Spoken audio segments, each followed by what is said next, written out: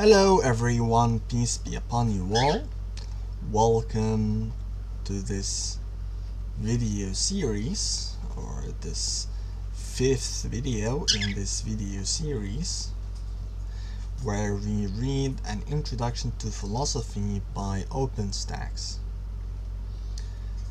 So I have chosen to stream instead of streaming instead of recording because it's easier. In this video, or in this live video, in the stream, we are going to start reading chapter 2, critical thinking, research, reading and writing. We are going to read the introduction and section 1, the brain is an inference machine. And we start by reading what is this figure. This figure is thinking, a sculpture of two figures in Prague.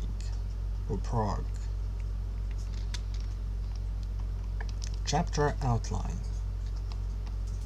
The brain is an inference machine. Section 2, overcoming cognitive biases and engaging critical reflection, developing good habits of mind, gathering information, evaluating sources and understanding evidence, reading philosophy, writing philosophy papers.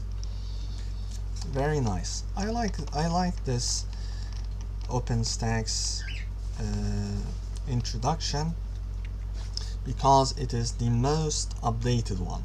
It is the most recent one. It is updated last updated in 2024, so it is very contemporary as much as possible.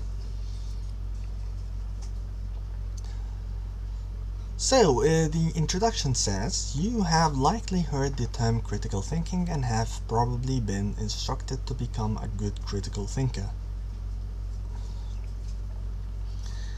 A critical thinker is someone who does not take in opinions without analyzing them and evaluating whether they are good or not.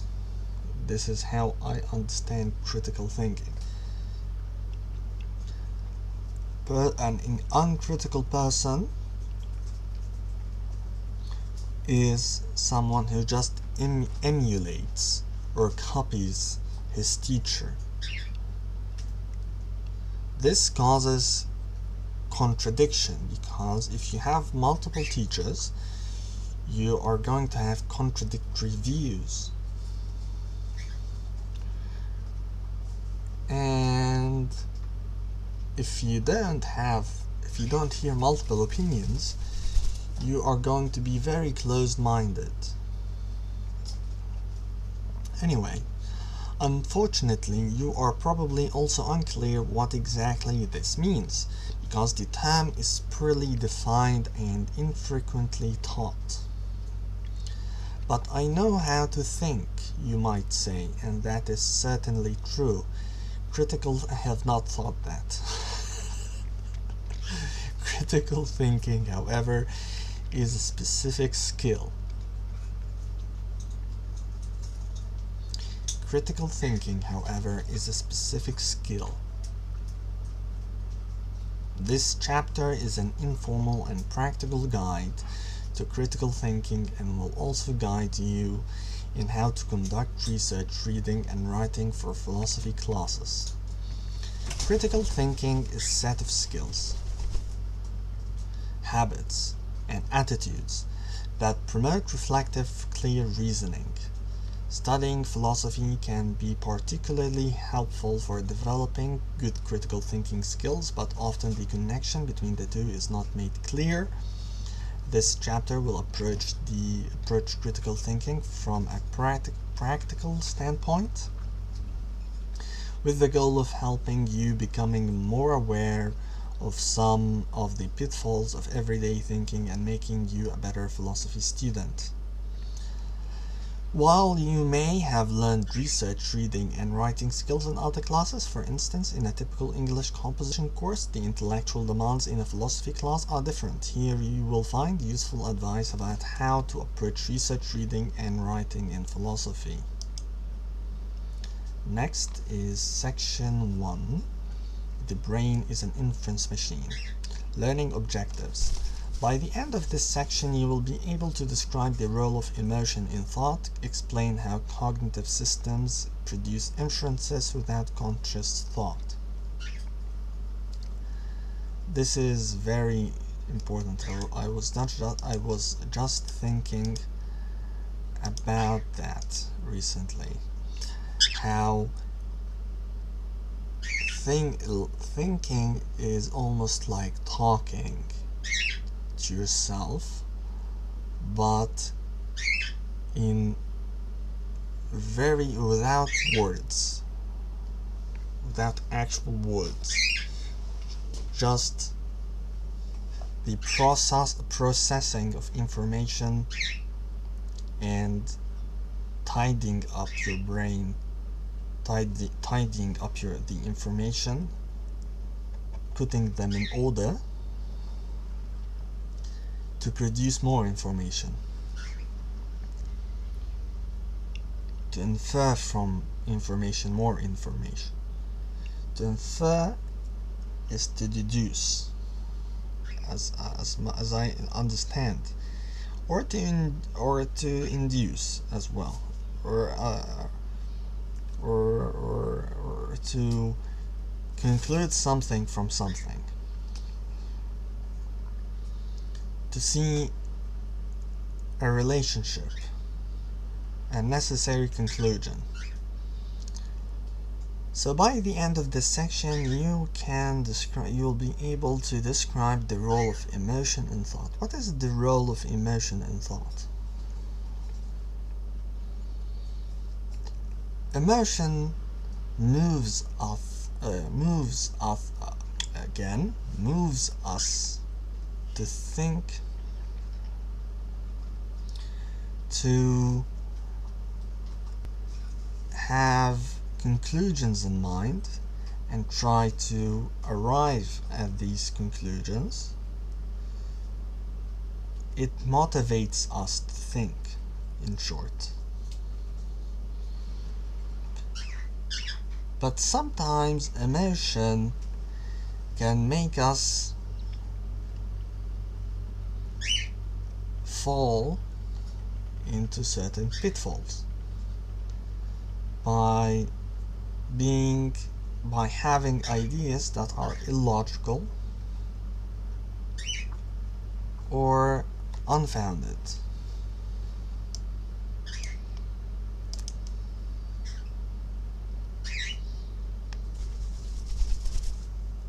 By something that we would call we can call fanaticism. How would we define fanaticism? How do I make a new tab? Okay, like this, Control T. Fanaticism.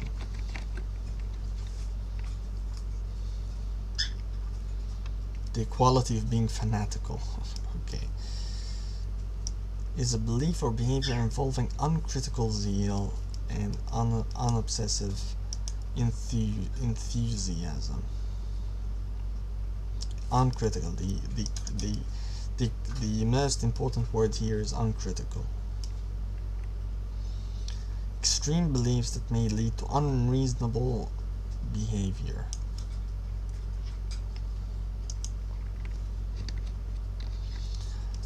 So let's see what they have to say. One of the first steps to becoming a more critical and reflective thinker is to understand how and why you are prone to making mistakes in thinking. These mistakes are not the result of a lack of intelligence, but are a function of the way our minds work and how they naturally lead us astray. I'm against this. I'm against the promotion of the idea that our minds lead us astray.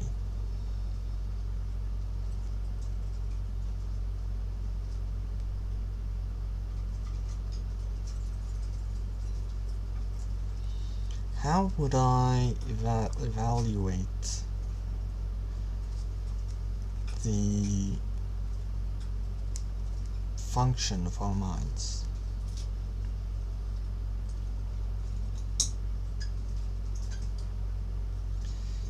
It is, as they say, an inference machine.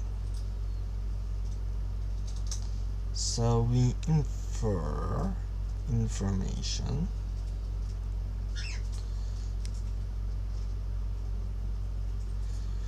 we make mistakes by having wrong concepts, not because of the function of our minds. Our minds function properly. They do not naturally lead us astray. It is not the mind that leads us astray. It is the information that the mind processes. If I tell you, for example, that XYZ is a god, say Lumen, someone called Lumen. Lumen is a god, and you must prostrate and worship gods.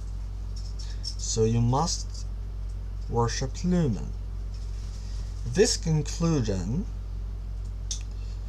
is not false. What is false is the information. It is the premises that are false, not the inference. This is what I'm trying to say. The mistake is not in the function or the process. It is in the input. Why am I emphasizing this? Because I'm very much against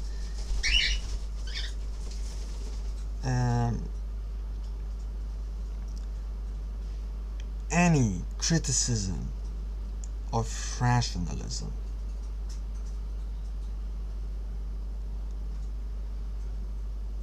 Anything that undermines the power of the mind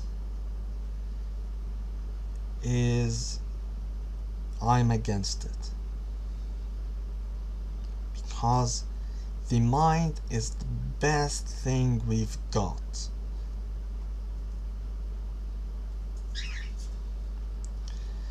Now, I might be wrong, of course. I'm not necessarily correct. But at least preliminarily, or at least at the beginning, how do we pronounce preliminarily? Preliminarily. Preliminarily.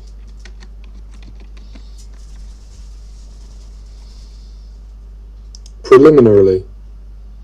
Preliminarily. Preliminarily. Okay. Preliminarily, I am going to be against anything that undermines the mind, such as evolution. Evolution does undermine the mind. How then, what is the appropriate position that we have with evolution? I'm not a creationist. I'm not someone who denies evolution in an absolute sense. I am an exceptionalist from exception. I exempt humans from evolution. Only humans. Based on what, you might say? There is evidence that contradict such a creationist view or exceptionalist view. I would say I base my point of view based on revelation. God has made it so clear in the Quran. I'm a Muslim, so God has made it clear in the Quran, the book of revelation of Muslims, that Adam is the father of humanity, and that Adam is the same as other humans, more intelligent than any other human, that Adam has been created from dust, mud, dirt, clay, or whatever, and out of nothing, from no previous ancestor. However, God created Adam in the form, in the shape, in the image of the Homo sapiens. So we've got Homo sapiens on Earth, Homo Neanderthal and Homo habilis and Homo whatever. These creatures are not humans. The children of Adam are the humans alone. So Adam was created out of nothing as a miraculous event, like how Abraham was not burned with fire, how Moses split the sea. These are miraculous events, supernatural events. So supernaturally, and God can do anything, has created Adam in the shape of Homo sapiens and put him on earth, and created Eve. We don't know how exactly, but apparently he created Eve from Adam, and then they multiplied. Also miraculously. So the first generation and the second generation, we don't know the details, but they have reproduced without interacting with the other earthly creatures. Then they spread very fast, as indicated by archaeology. They started burying their deceased. They made images and drew pictures on walls. They made weapons. They made bows and arrows. They were very developed in comparison to previous Homo sapiens. Biologists, evolutionists, the one that believe in evolution, consider this to be behavioral modernity. So the Homo sapiens suddenly changed in terms of their epistemic and cognitive abilities, and suddenly started growing and started spreading and started burying to dead and doing this stuff. We don't consider this to be a change in Homo sapiens, but an introduction of a new species, the humans. Now, we have no evidence of this. This is not a deductive argument nor an inductive argument. We have used archaeology to determine where and when humans appeared in our perspective 50,000 years ago, about 50,000 years ago. Not to prove that this happened. You can only believe this happened if you're a Muslim. As a Christian, you are not sure, because the Bible, in your view, is not what's it called? Infallible. It's not infallible, it's fallible. So that's a problem. So you dismiss what the Bible says. We Muslims cannot dismiss what the Quran says, because it has been preserved almost perfectly. At least we may differ on the definition of the Quran. There are multiple versions of the Quran with minor differences. We define them all as Quran,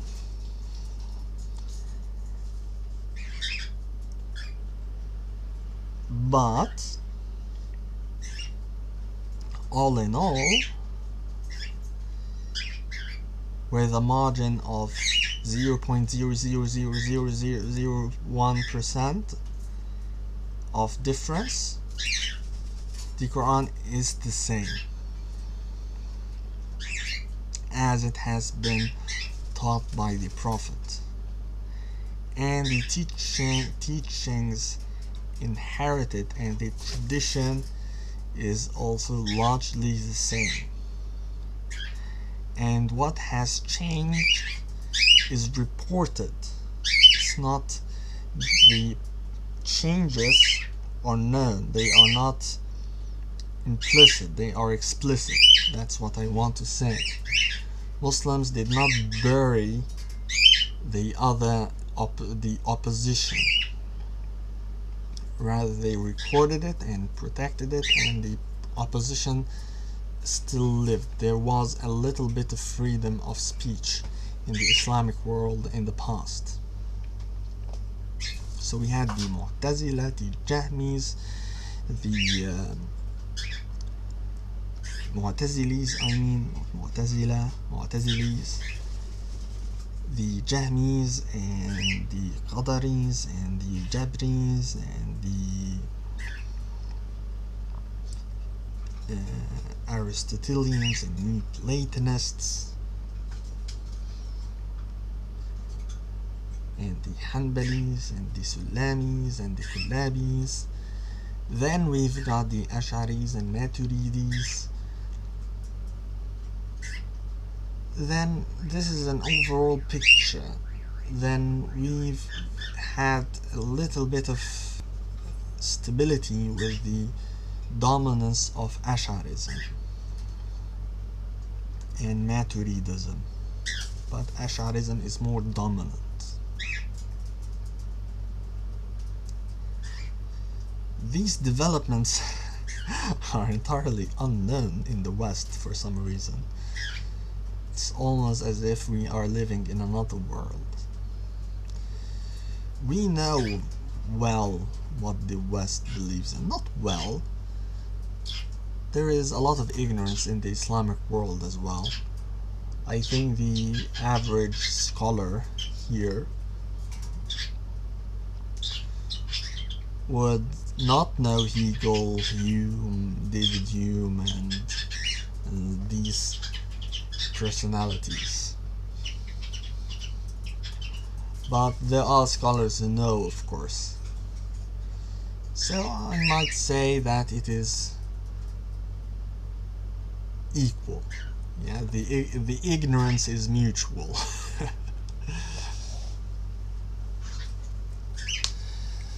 So this is the exceptionalist view, and a scientist cannot object to the exceptionalist view, because we say that the human has been created exactly like the Homo sapien, not exactly,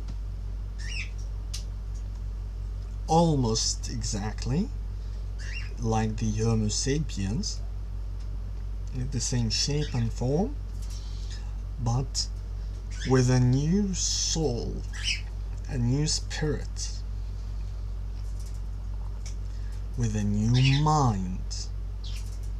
This is the advantage and the special divine aspect of humanity that cannot be criticized or undermined. That's what I'm saying. It's not, our minds did not develop from evolution. They are created ex nihilo.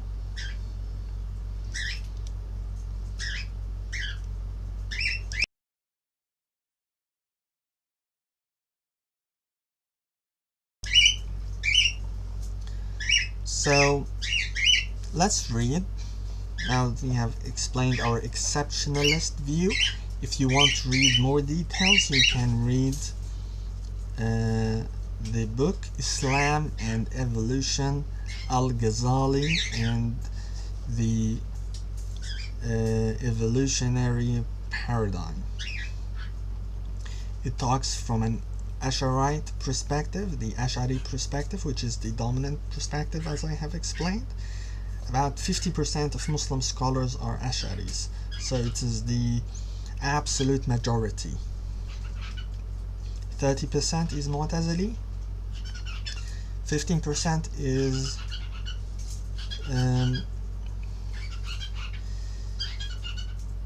semi-Mu'tazilite, semi-Neoplatonist, and lastly we've got 5%, which is entirely unique, which is they call themselves Atharis or Salafis, but we call them Taimis, and that is what I call my channel, is Taimology, in reference to Taimis. I'm not a Taimi, but I study Taimis. It is Taimology. I try to refute them. That's why my channel is named Taimology. It is the study of Taimis. It is in a way trying to dehumanize Taimis as an object of study, but that is in a way making fun of them, just trying to poke at them. I'm not saying they're not humans, of course, but it is a way to poke fun at them. They do much worse. You have no idea what they do to us. They literally killed, murdered many of us. We have murdered some of them too, to be fair, but very, very, very few. We have imprisoned their main character, or their founder, Ibn Taymiyyah, in Egypt in the 8th century after Hijrah, and which corresponds to the 14th century AD. But we did not prevent him from speaking. As I said, there is some freedom of speech in the Islamic world since the establishment of the Islamic State. So Ibn Taymiyyah used to write and teach even in his prison until literally the moment of his death. We prevented him from writing, but that was because it got out of hand and he started to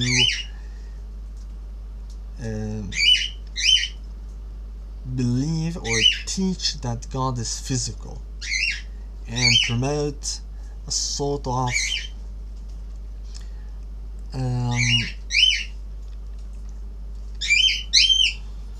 extremist views.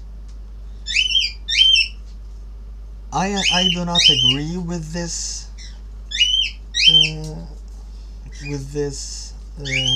discrimination, or not discrimination, oppression. Yes, I do not agree with this oppression, but what I'm trying to say, that there has been mutual oppression, but the what they did on the other hand is much worse.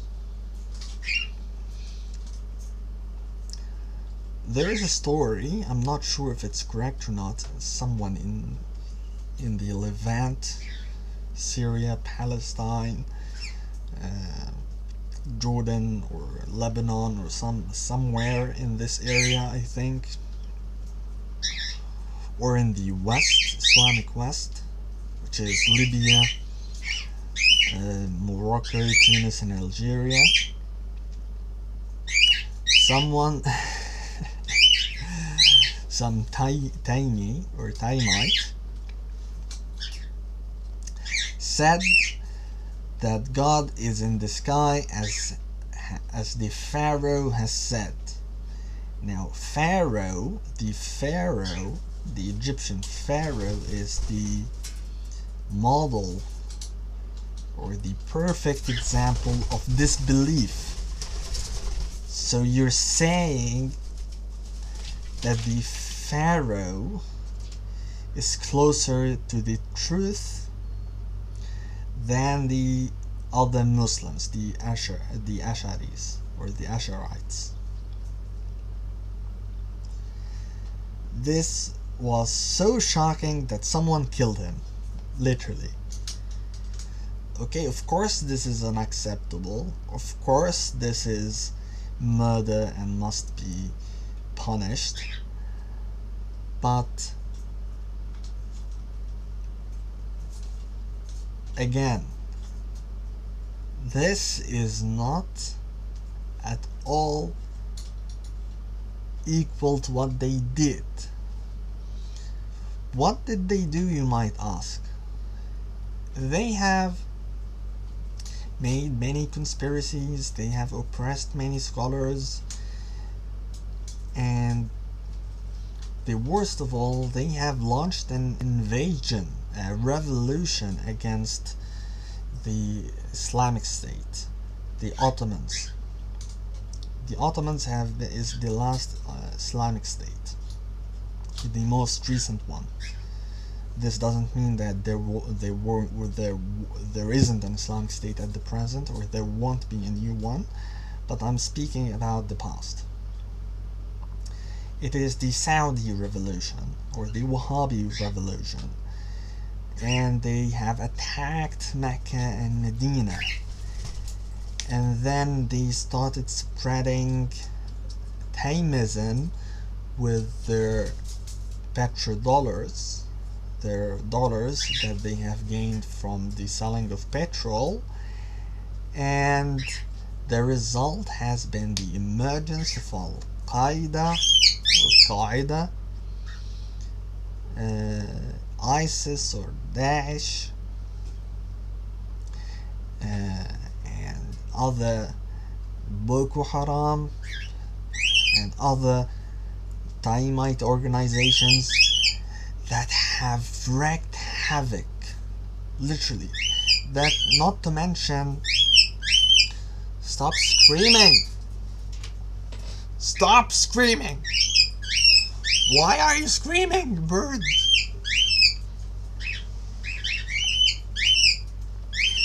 This, not to mention the, let me show you what ISIS did, give you an idea of just how bad ISIS is. ISIS, human rights violations.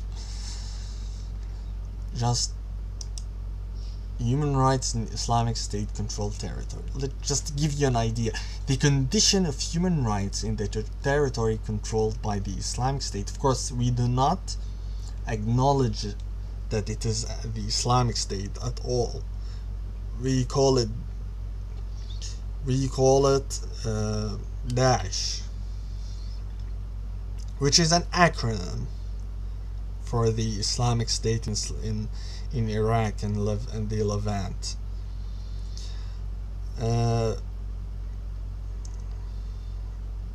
But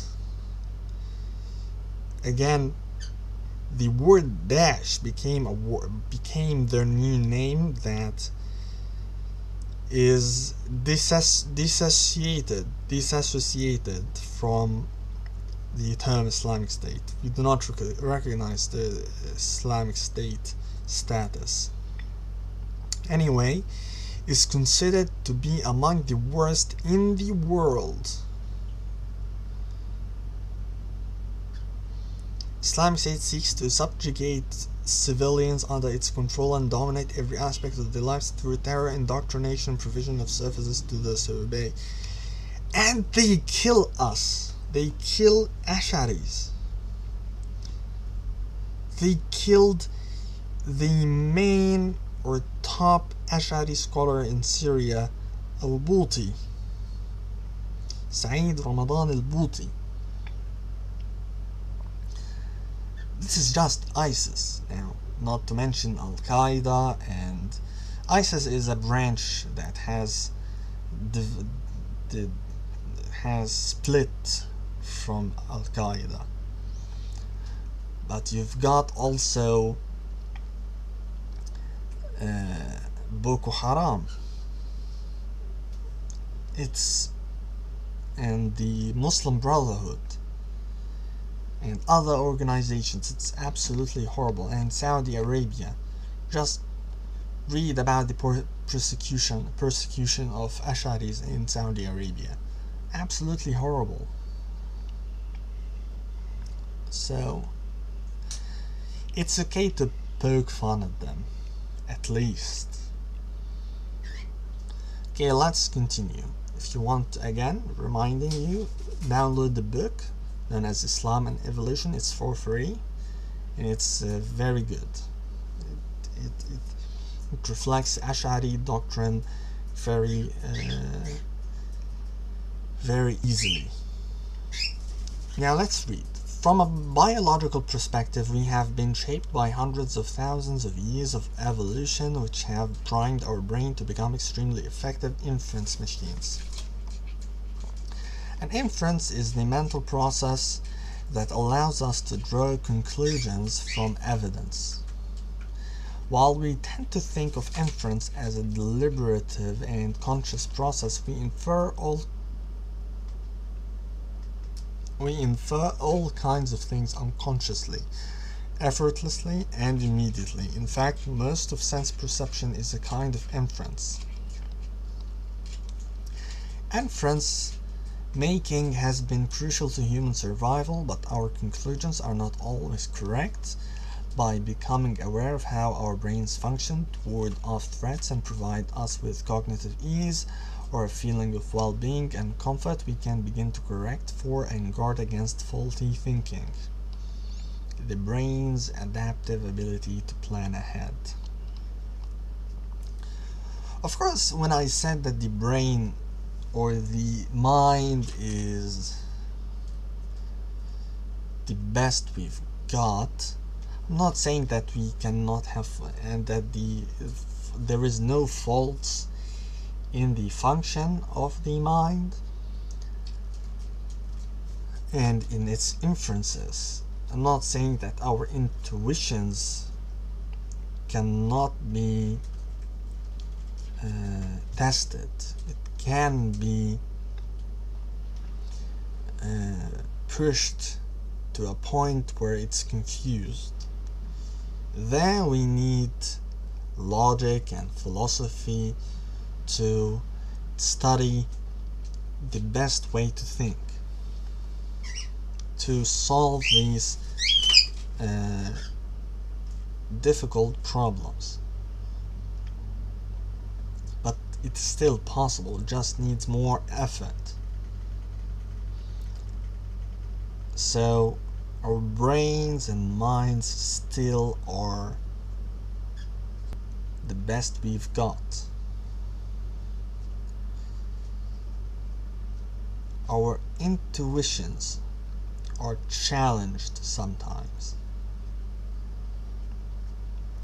Our intuitions are geared for survival.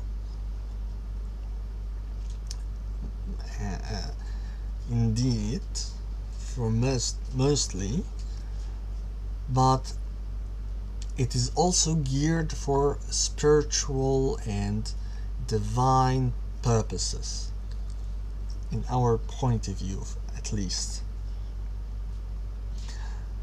Let's continue. The brain's adaptive ability to plan ahead. One insight of evolutionary biology is that every cell and organ in our body is adapted to its local environment for the purpose of making it more likely that our genes will survive into the next generation. Consequently, it's helpful to think about the brain's role in propagating our genes. Our brains facilitate our survival and promote our ability to find a partner and reproduce by using thought, calculation, prediction, and inference. For this reason, our natural and genetically primed ways of thinking do not necessarily serve the goals of philosophy, science, or truth.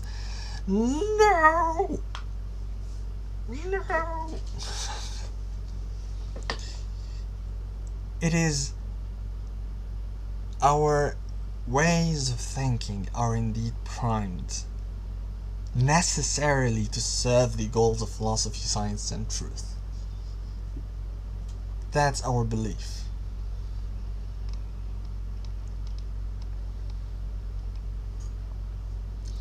The mind-brain problem points to the unclear relationship between thoughts, feelings, and perceptions and the neurological and electrochemical interactions that take place in the brain.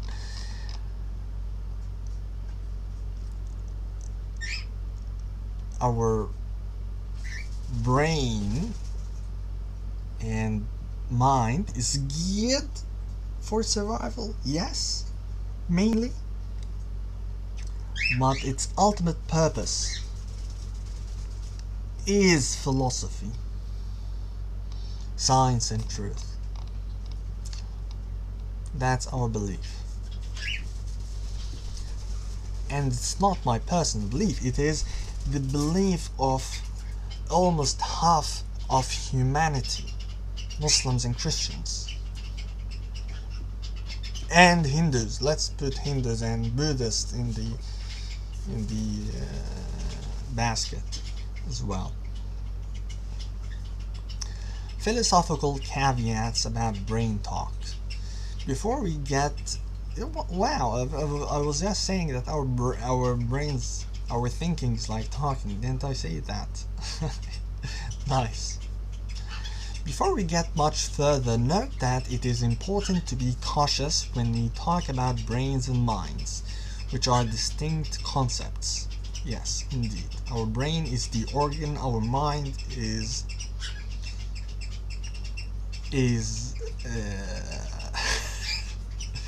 our mind is something that is undefinable, really. But our mind is us. Our mind is us. When you point, what you say I, you refer to your mind. In fact, the relationship between mind and brain is one of the central problems of metaphysics, known as the mind-body problem, which might just as well be called the mind-brain problem. Briefly stated, the mind-body problem is the problem of understanding the relationship between the organic gray and white matter in our skull's brain and the range of conscious awareness, the mind. We know that the brain and central nervous system provide the physical basis for our thoughts, perceptions, emotions, imagination, and desire, in short, our entire mental life. But biology does not tell us what the relationship between our private mental life and the neurological electrochemical interactions that take place in the brain. Is the relationship of the mind to the brain. Also, put in mind that we are occasionalists. Asharites and Maturidis, 80% of Muslims, are occasionalists. What is occasionalism?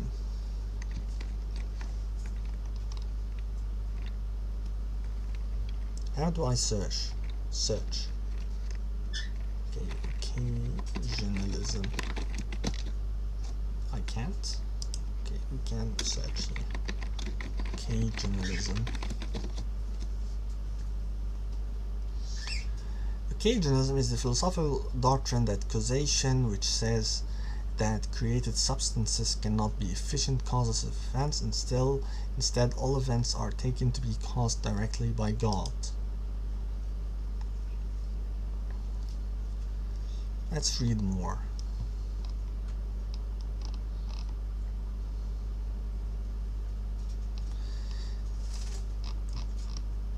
We live in a world that seems to be brimming with causal activity. I push the keys on my keyboard and letters appear on the screen. Outside, the wind blows leaves across the patio. The ringing of the phone cuts short by idling thoughts. Philosophers have long wondered about the nature of causality, something that causes something. Are there true causes at work in the world? And if so, what makes them the causes they are? How do causes bring things about, and what kind of connection does a cause have to its effect? These questions took on another level of complexity from various religious and theological considerations were brought to bear on these issues. For instance, philosophers came to question how divine causal activity is to be understood, particularly in relation to the natural causality of creatures. It is from this context in which questions about the nature of causation intermixed with questions about the... Can I? Yes, I can. I can zoom. Nice. Where were we? For instance, philosophy came to how divine causal activity... It is from this context in which questions about the nature of causation intermixed with questions about the relationship between divine and natural causality that occasionalism emerged.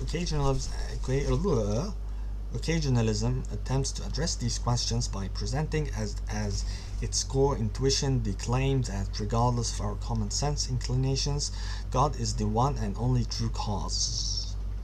In the words of the most famous occasionalist of the Western philosophical tradition, Nicholas Malebranche, there is only one true cause because there is only one true God. The nature or power of each thing is nothing but the will of God. All natural causes are not true causes, but only occasional causes. What is occasional causes? Meaning, it is an occasion for the apparent. Everything is correlated with things is only an occasion for the correlation of the instances of the occurrence. Okay, let's clarify things. In Islamic philosophy, we have something that is called hadith. Hadith is the root of hadith is hadatha, which means happened or occurred. So an hadith is an occurrence, something that occurred or something that happened after not having happened. In other words, it is anything that started to happen or exist. I am an occurrent. Everything is an occurrent. In other words, the tree is an occurrent. It is a newly existent being. after having not existed. Now, on a much extreme level, every movement is occurrent. So if I put my hand on the right, then move that to the left, this movement is occurrent. So everything is occurring. Everything is occurring in the present. This occurrence can be split, can be divided.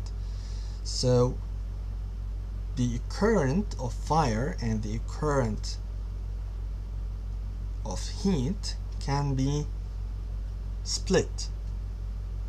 Just correlation. Heat happens every time that fire happens, but there is no causal relationship, there is just correlation. The occasion or the occurrence of fire correlates with the occurrence of heat.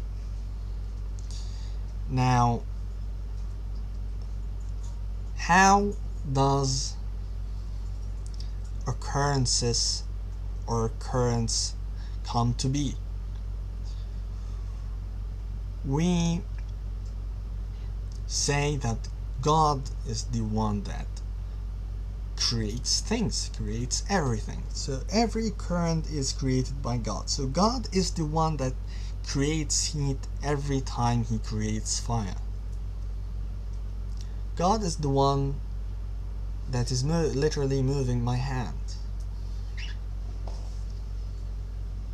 God is the one that creates this movement, because it's an occurrent. A current is something that is not that wasn't existing, then it started to exist. Now, we cannot say that it started to exist from nothing, nor can I say that the occurrent is the cause of the other occurrent. Now, why can't I say that? Because it is... I don't know. Frankly, I don't know. I'm still a beginner. Who formulated occasionalism? Occasionalism is formulated first by some Mu'tazili thinkers, a very naive or simple occasionalist theory. Then it was adopted and fully formulated by the founder of Ash'arism, Abu al-Hasan al-Ash'ari. Then it was developed by al-Ghazali and Fakhruddin al-Razi, and then al-Taftazani, and then it started to be the standard doctrine in the Islamic world.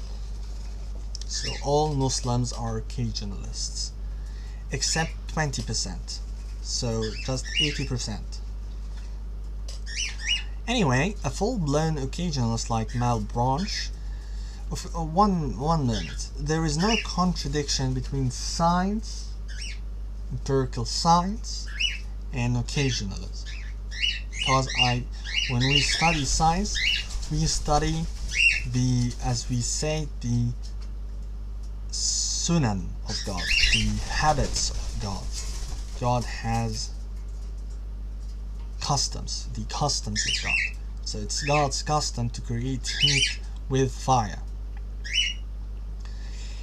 Evolution is God's custom as well. So God can break his custom and do something uncustomary, like creating a human without evolution, without father or mother, like Jesus also created without a father.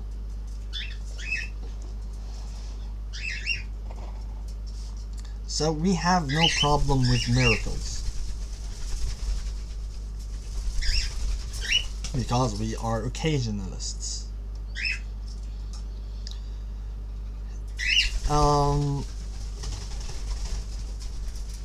we can study the customs of God. So also, because we are occasionalists, we cannot approach nature with reason. We cannot know that fire burns with just reason and logic. We must test, we must experiment. So occasionalists are empiricists when it comes to nature.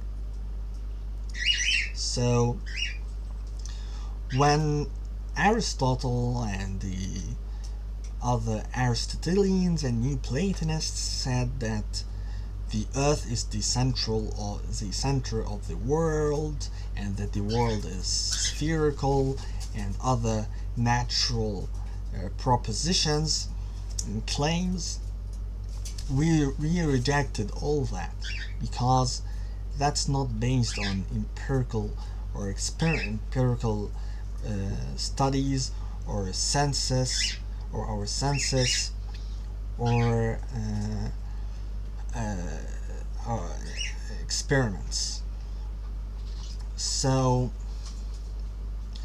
for example, one scholar known as Al-Iji objected to the idea that the universe revolves around Earth. When we look at the sky, we see the stars moving all at the same rate, as if it's a large ball around Earth. Or Earth is a sphere, so the universe must also be a sphere revolving around Earth, like a large ball within a ball.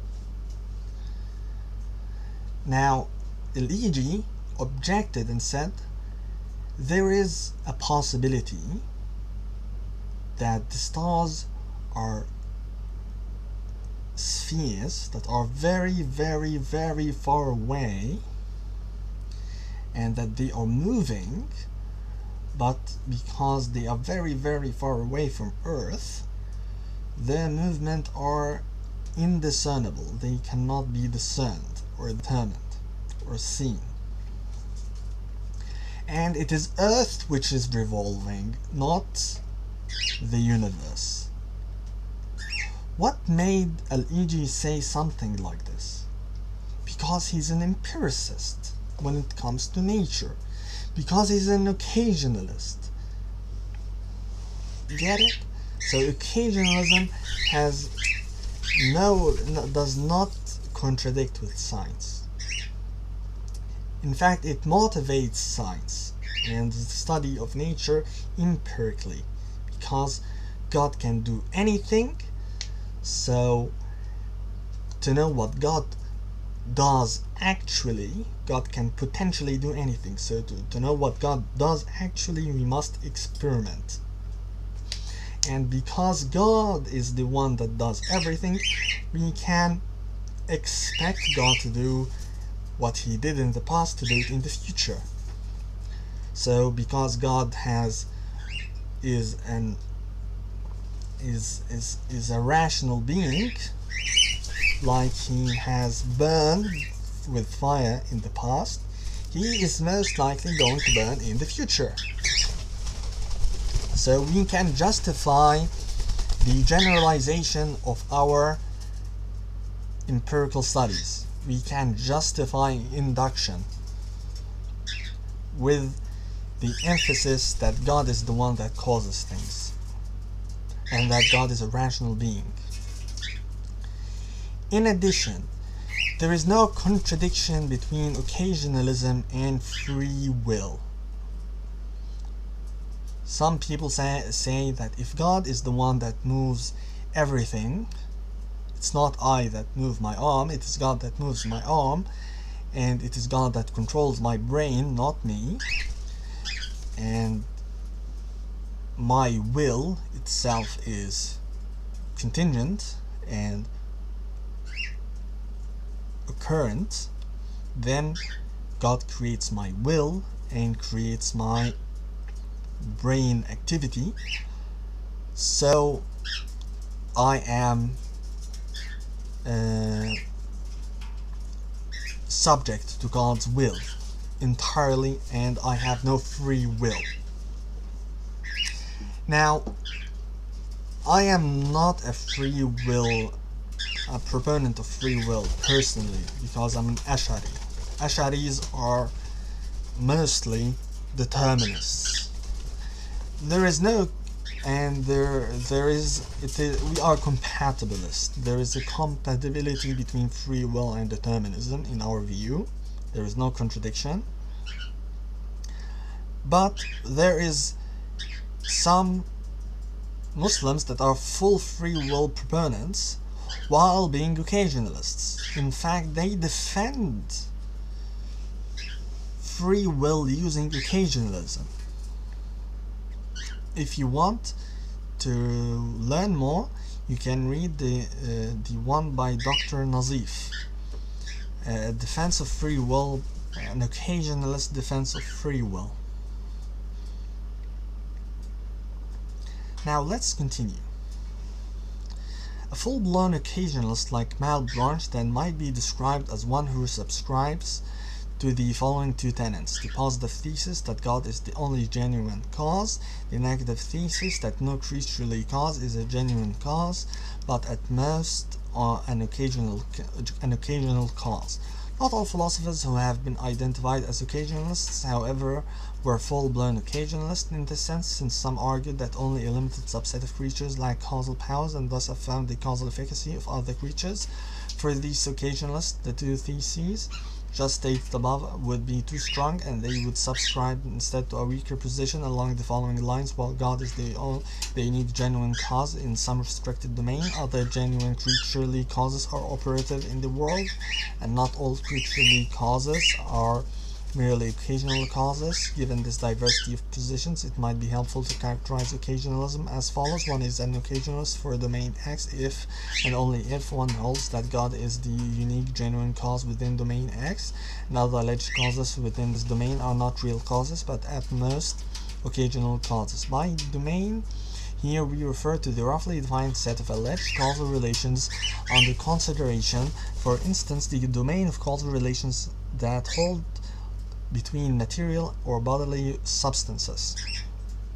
We will have more to say about what an occasional cause is later on, but at this point, on the basis of the characterization of occasionalism just given, we might introduce some terminology to refer to and differentiate the different possible positions among those who subscribe to some form of occasionalism.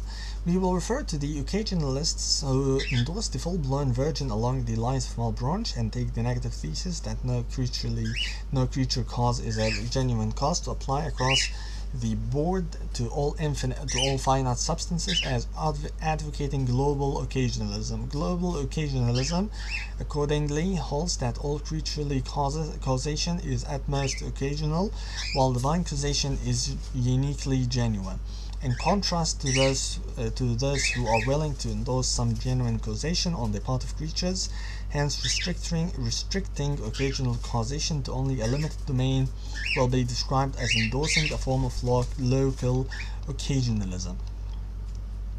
Understood in this manner, occasionalism can be understood as a metaphysics of causation that suggests a more discriminating attitude towards what are typically taken to be causal interactions operative in this world. On this characterization, the occasionalist resists a univocal understanding of these apparent causal interactions and identifies two types of relations in the world: that of genuine causation and that of occasional causation. In addition to this issue of the scope of occasionalism, we will in the following sections examine how occasionalism addresses these issues aforementioned, concerning the relation between divine and natural causation, and what arguments are presented in favor of occasionalism. We begin, however, with a brief discussion about its history. The history of occasionalism, Islamic occasionalism. Though the term occasional cause has been suggested as originating with the French philosopher Louis de Laforge, the first philosophers to explicitly expand the position were the Islamic occasionalists. Our brief discussion here will not be able to do justice to its complex and rich development, but Islamic occasionalism seems to have emerged when the theologians of the Asharite school of Kalam, Islamic doctrinal theology, not doctrinal theology, nor speculative theology, it is philosophical theology, began to consider the implications of the systematic reinterpretation, development, and integration of Aristotelianism and Neoplatonism that occurred within the Islamic intellectual world in the 10th and 11th centuries. Among the Islamic occasionalists, Al-Ash'ari, the founder of the Asharite school, appears to have been particularly influential. And that's enough for an introduction to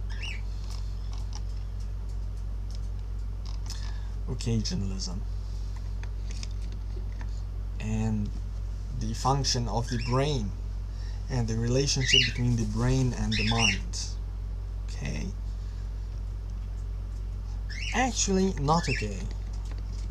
Let's make a new tab.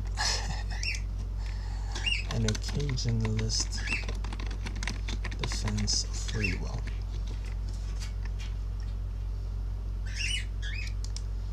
Let's read this quickly. Is it free? It's free. Cool. Can I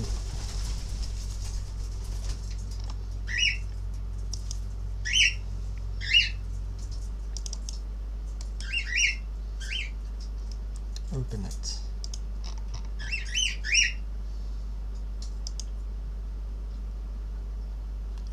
Access provided by the Egyptian bank. Thank you, Egypt. This is one of the good things for living in Egypt. One of the few things that are good. What page is it?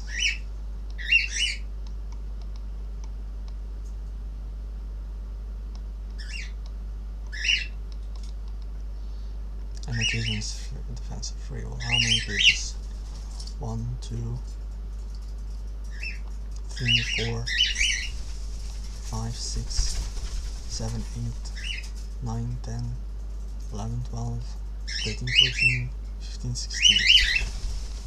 Let's read the abstract and conclusion. The doctrine of occasionalism ascribes all causal power to God. Occasionalists, ranging from the Ash'arites to Malebranche, also ascribed freedom to human beings to account for moral responsibility. However, human freedom within occasionalistic metaphysics seems to be problematic at the first glance. This paper aims to open a door for the plausibility of human will within occasionalistic metaphysics. For this aim, I mainly rely on Sadr al-Shari'a's view, a theologian in the Sunni school of Islamic thought on free will. He is a Maturidi, which he belongs to the 30%. Sadr al-Sharia is a huge proponent of Maturidism. So Maturidism and Hanafism, also the legal school, Hanafism before Sadr al-Sharia is something, and after Sadr al-Sharia is something else. A theologian in the Sunni school of Islamic thought on free will, and compares the account of free will with that of Malebranche, and draws similar conclusions from both on the nature of human will.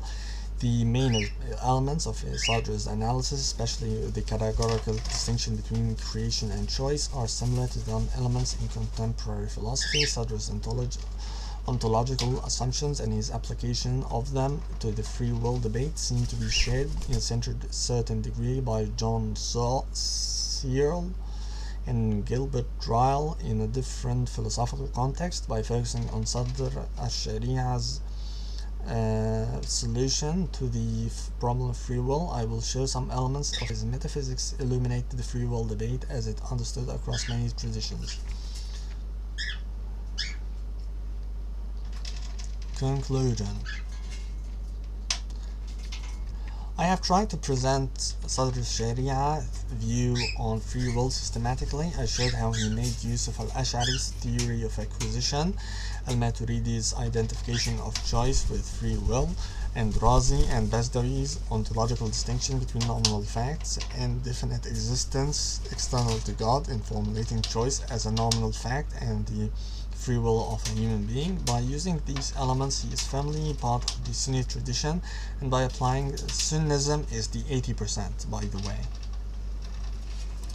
And by applying this ontological distinction to the problem of free will, he achieves a peculiar status in this tradition. Later, I pointed out the similarity between Sadra's and Malebranche's analyses of the freedom of the will. I showed that both of them try to justify human free will by regarding human will as something to which divine power is not applicable.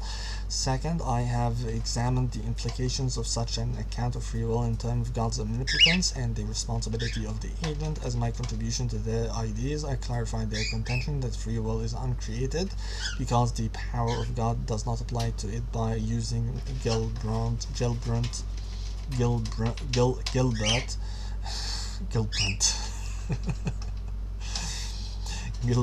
Ryle's notion of category mistake. This is the crucial point to understand how occasionalism is compatible with ascribing free will to human beings. Finally, I arrived at the point that the nature of freedom and responsibility in human beings has a mysterious aspect as long as the nature of the self and soul or soul remains unknown and unclear either in Sadr al-Shari'ah's or Malebranche's system of thought.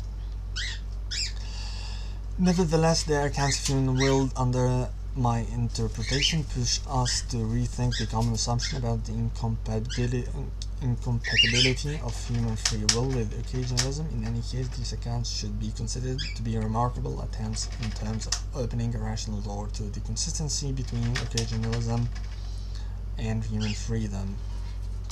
Let's read a part which seems interesting. Free will and omnipotence. Malebranche puts the problem of free will in the ontological background of the uncreated nature of free will. Attempt to elucidate the non-nature of free will, such as the account of free will, the theory of acquisition, introduction, what is the problem of free will. Okay, never mind. Let's go back to our book.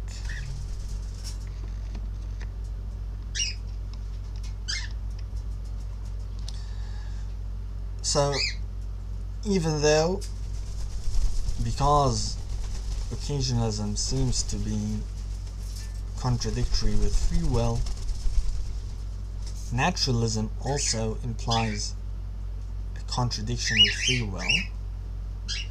But all in all, as an Ash'arite, personally, I think that there is determinism and that free will is undermined by everything, whether naturalism or occasionalism. But I believe in compatibility between the two. How? I don't know, frankly. I have not studied the subject well. That's why we're learning, and that's why we're reading, to learn more and to become philosophers into the future, hopefully. We know that the brain and the central nervous system provides the physical basis for our thoughts, perceptions, emotions, imagination, and desire, in short, our entire mental life. But biology does not tell us what the relationship is between our private between our private mental life and the neurological, electrochemical interactions that take place in the brain. Is the relationship of the mind to the brain like the relationship between lightning and electrical discharge, or a rainbow in the refraction of light through water droplets? In other words, is the mind just the term we use to label certain kinds of brain activity? Some philosophers think so.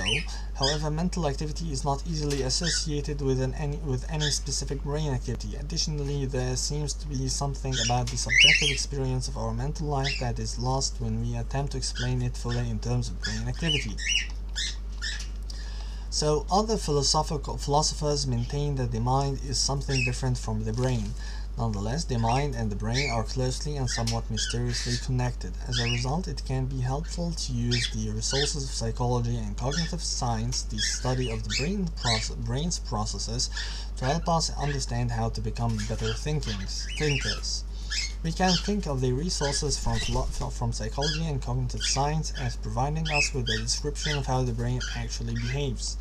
By contrast, when we study critical thinking, we are interested in how we ought to think. Being aware of how we do think may help us devise effective strategies for how we ought to think. But we should understand that the descriptions provided by psychology are not determinative. In this chapter, we explore psychological findings that can help you become more reflective about the ways your thinking can go wrong. Connections. Read more about the nature of the mind and the mind-body problem in the chapter on metaphysics. Representation as projection. Okay, here we start to speak strange words. What is projection?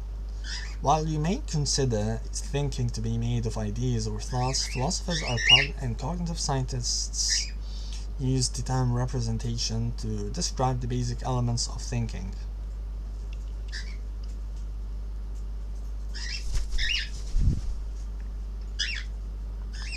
Representations are information-bearing units of thought.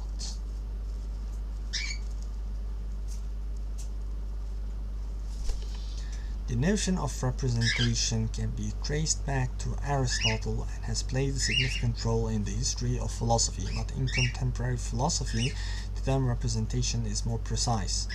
When we think about things, whether through perception, imagination, memory, or desire, we represent those things.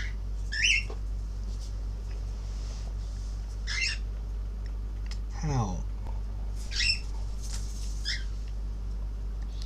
What is represented may be something present or real, or it may be fictitious, imagined in the future or remembered from the past. Representations may even be unconscious. That is, the mind may have some defined content that is directed toward an object without the person being aware that they have produced such a representation.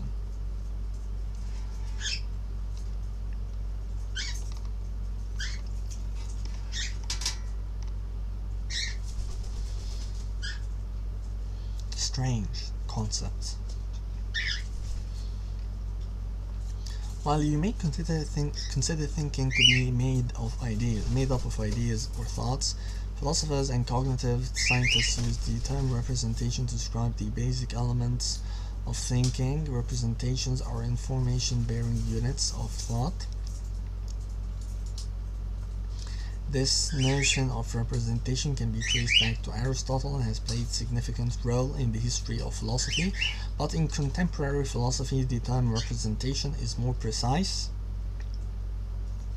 When we think about things, whether through perception, imagination, memory, or desire, we represent those things. What is represented may be something present and real, and it may be fictitious, imagined in the future, or remembered from the past. When we think about things, whether through perception, imagination, memory, or desire, we represent those things. What is represented may be something present and real, or it may be fictitious, imagined in the future, or remembered from the past. Representations may even be unconscious. That is, the mind may have some defined content that is directed toward an object without the person being aware that they have produced such representation. During the process of representation, even in a relatively simple case of visual perception, the brain makes a complex set of inferences. For instance, consider the checkboard below.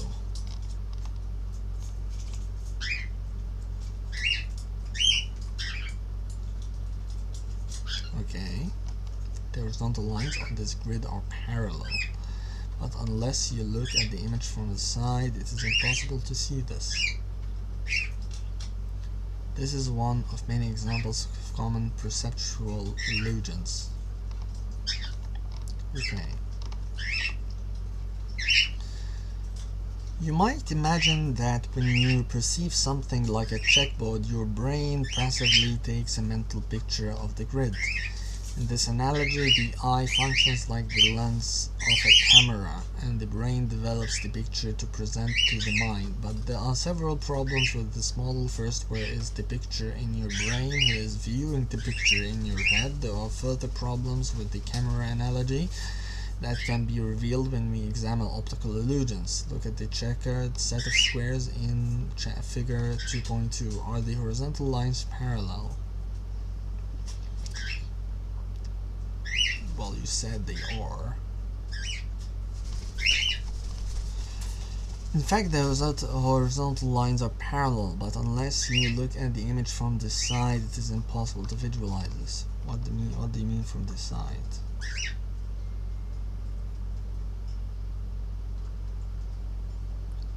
If I close my eyes a little bit, I can see that they are parallel.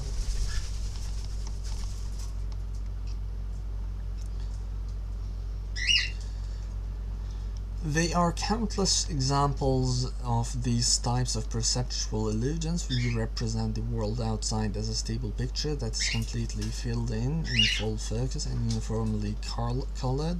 In reality, our visual field is limited and hazy around the edges, and colors change dramatically depending on lighting conditions, distance, movement, and a host of other factors.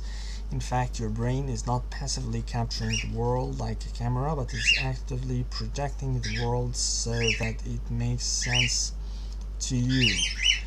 Neuroscientist David Eagleman uses the analogy of the front page of a newspaper to describe how perception works. The front page is a representation of the world's events for a given day. Of course, it does not present a full or complete picture of the world, but a summary intended to highlight the events of consequence, those that have changed, and those that we are most likely to care about. Like a newspaper editor, your brain is working overtime to project an image of the world based on what is relevant to your survival. You unconsciously adjust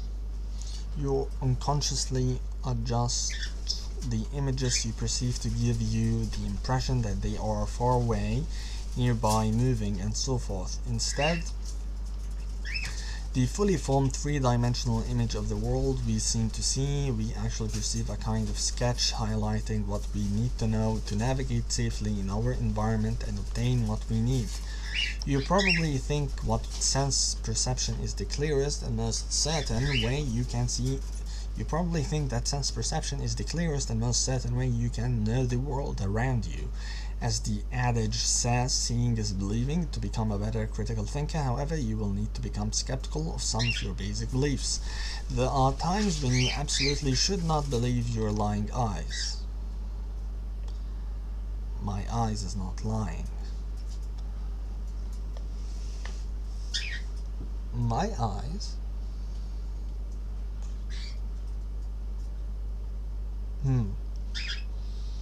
Would I call my eyes lying when it gives me false information? No.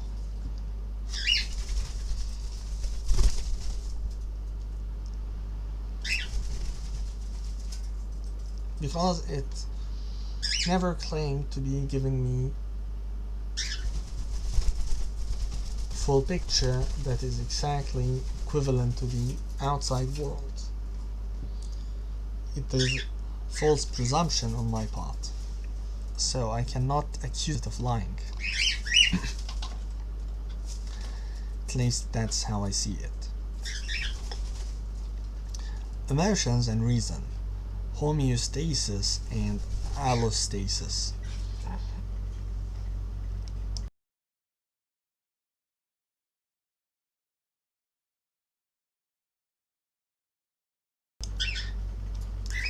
In addition to the editorial license of mental representation, thinking is not always as rational as we imagine.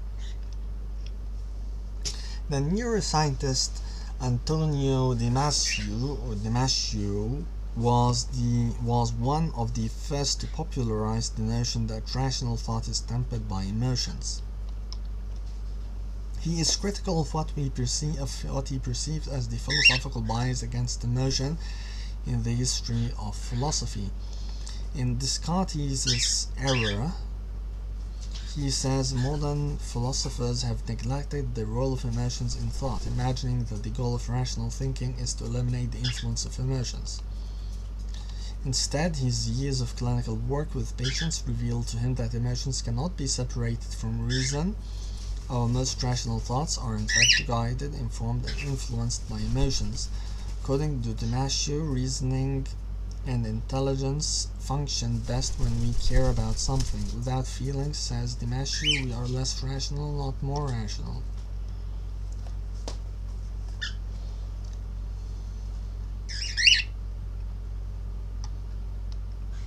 Damasio explains that emotions serve to maintain homeostasis in the brain through the chemical messengers known as neurotransmitters.